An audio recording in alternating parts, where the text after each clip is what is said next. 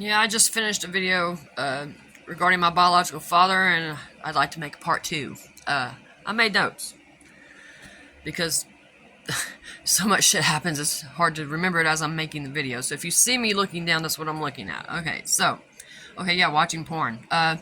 So one of the times he took me out to play with me from foster care and took me to his sister's house, my aunt. Total strangers, by the way, all these, his family. These are total strangers to me. Anyway, we're at Thanksgiving, and my brother, who we've all just met, is in the living room watching porn. Well, I informed them, and my dad is like, well, leave him alone, don't shame him, let you leave him alone, let him watch that. And no one stopped it. When we lived in the motel room, and the kids were in daycare, we'd be in daycare, and I'd be home asleep, because I work 12-hour shifts at night. He'd be we had 2 beds in that room. Him and my son one, me and my daughter the other one.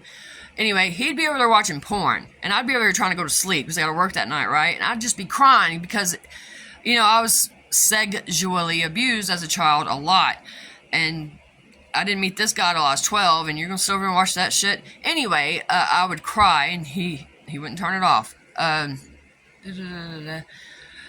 DVD player. It was at Christmas with strangers to me, his family, and they gave me a DVD player and said, well, it's for both of you. Well, my dad took it. I said, Dad, I can have this since you already have one? He goes, no, that's mine.